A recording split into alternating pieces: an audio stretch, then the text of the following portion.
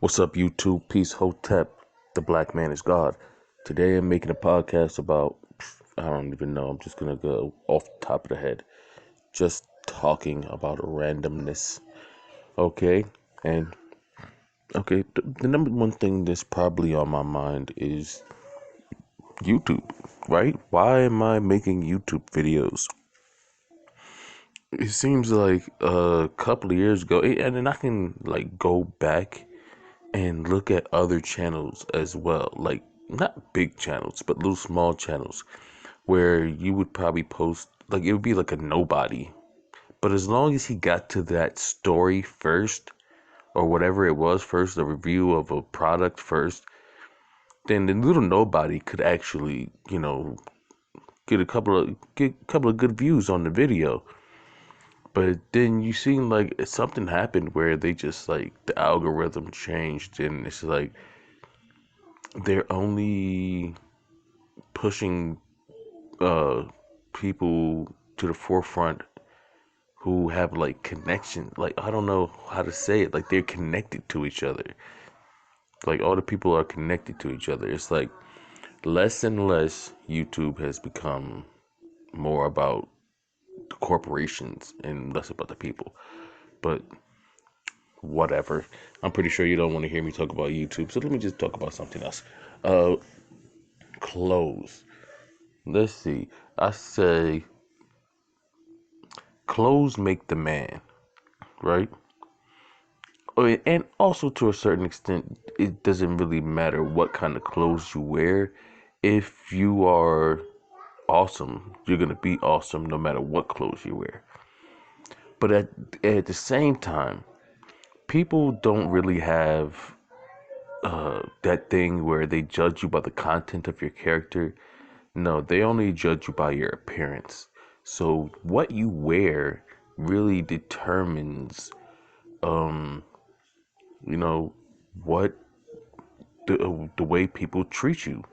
So if like, let's say that there's been uh, a disturbance, right? And police are called, and they show up, and it's like they need to arrest somebody for causing this disturbance. Now, when the police show up and they see you, what is going to be the first thought in their head? Now, I know prejudice is not supposed to be happening, but it does, and it's real. So, when that police officer looks at you, you have to look like an upstanding citizen. You have to look like somebody who's not creating a disturbance. And in order to, I mean, it's kind of hard to do that sometimes because, if you just want to be relaxed and wearing casual clothes, then you're probably going to look like a criminal to this guy. So the your wardrobe, wardrobe, it really determines on how you're treated in the society. It shows what side of the war you're on. So you can never really be casual because a casual look is the look of a criminal. So you gotta kind of always be suited and booted. And the suit that you wear, whether it's your uh I guess uniform for whatever job that you have, or just a business suit, it has to reflect that you are an upstanding citizen. When this person looks at you, they're gonna think, all right, what is this person's job in life? What is this person here to do in life? And if they see you and they think low of you, then they're gonna treat you low. So you have to present yourself in a way, and I'm not trying to say that this uh, this is going to be a complete thing that's going to make you invincible from all prejudice and racism, but it will kind of help because look, there are some people, it doesn't matter what, they're just going to treat you horrible just because they have to. It's just life. But kind of reduce the chances of that happening, you need to present yourself in a way like, I'm the president of the United States. I'm the king of the world. So when they approach you, they're in fear. They think you may, you know what I'm saying? Like anytime I walk into a room, I want everybody in there to think I'm the boss. I want it, when I walk into a room or walk into a building, I want people to think I own this place. And you have to carry yourself like that. But don't be too arrogant because that's another flaw that people have. You're too arrogant. And then you like the Karens, like they just think that the whole world revolves around them because no, you have to carry yourself with confidence, but not arrogance. It's a thin line, and you have to carry yourself, and you have to walk into a room, and people have to think, you know what, this guy is the boss, and you have to make other people feel like inferior a little bit. But you don't have to be disrespectful with it. But you have to feel superior to everyone you meet, even if you are not taller than someone. You have to walk tall. You have to look down to people who are taller than you, and it's possible. But you can do it. You can do it. So I think that yeah, it's like you look down your nose to people, even if they're bigger than you. You have to carry yourself in a way that people know who you are just by the way that you walk, just by the way that you talk, how you carry yourself. It's very important. All right, let's get into shoes. Yeah, your shoes that you wear, I guess some old man shoes or whatever. uh, let's see, what else was I thinking about? There are things in this life that you just never know when they're gonna pop up. Okay? Sometimes you can just be trying to mind your own business and just, I don't know, man, just try to live your life and be happy, and then boom, out of nowhere, it's just something happens and it just throws you off, and then you're just fucking in a rut. And that happens more often than not. And it's like when when that happens, it's like everything gets thrown off. And it's so easy to destroy. It's so easy to destroy something that's beautiful. And it's so hard to fucking rebuild that shit back up. So it's like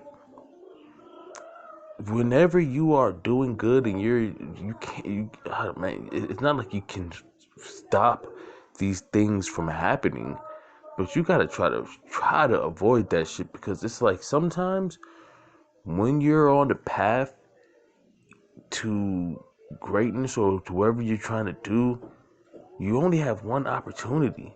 And if you allow yourself to stray from that path, you may never get back.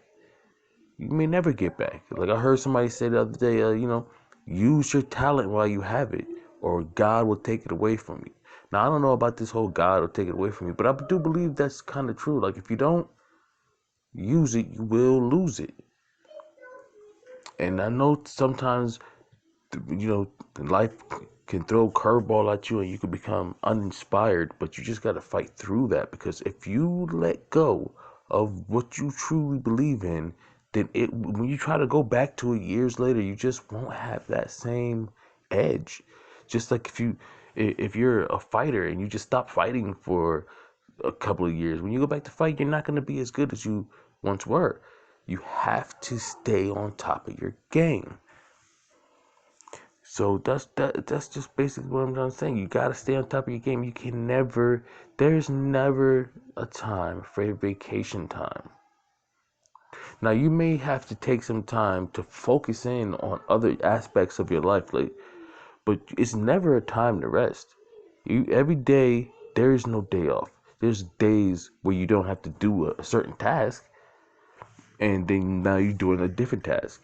But there's never a day where you just don't do anything.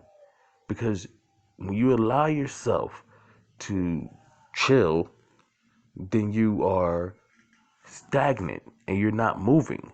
You're not going forward. You're not going backwards. You're not doing anything. You're just chilling. You cannot allow yourself to chill. Life is not about chilling. You need to be active. You need to be vibrating, not chilling. You need to be making heat and energy. You need to be, you know what I'm saying, creating something, not just being stagnant. You need to be creating something. That's why I'm creating this podcast now, because it's like, I don't know, like, why sit still and let life pass you by? It's boring. It's boring. Or you can consume something that someone else has created, but after a while, it's just like, why? Why am I listening to this person when I can be creating something and have someone listening to me? I think that's more intriguing. I think most people believe that that is the intriguing part of life, is when you have an audience captivated. That's why this whole OnlyFans thing and social media is blown up, because everybody wants to be a star. Everybody wants to have an audience. And that goes back to what I was saying at the beginning of the thing, when why am I making YouTube videos? It's because I want to have an audience. You know, you want to have your peers look at you and give you an approval. So if you're just sitting by approving everyone else, then you're never gonna get that feeling. You have to be in it to win it. You know, and even though I know the algorithm has changed, and it really does seem like, especially with my videos on this channel, that the more I talk about negative stuff, the more views I get. If I talk about death or something like that, or somebody dying or some kind of drama, I get views for that. But if I just talk about something positive or something regular, just like, people don't care. People only want to hear. Yeah, I've noticed that it's not people that only want to hear. And, I do get some positive feedback on stuff that's not always negative, but the negative is just it just surpasses everything else. Like, all the good is just dwarfed by anything that I say. That if I'm angry, like right now, just I'm cool, I'm calm, I'm collected. If I make this video, it'll be average, right? But if I'm angry, and I think the word is I'm looking for is passion. You know what? And that is something that I think I can work on more. Just being more passionate, because that's what I've noticed. When I'm angry, maybe it's not about the anger. Maybe it's just about the passion, right? Because maybe it's like, when I'm angry, that's when I'm passionate, right? So the negative stuff sticks out and it gets more views. But maybe it's more, I just need to be more passionate. It doesn't really need to be the anger emotion, just the more enthusiastic, when I make the video. Because it seems like, I think maybe it's like, people, they don't want to just hear someone going through the steps of making a video. They want to feel the emotion coming through the video. That's why when you see videos that get a lot of views, they always show the person on the thumbnail. They always have a lot of emotion in their face.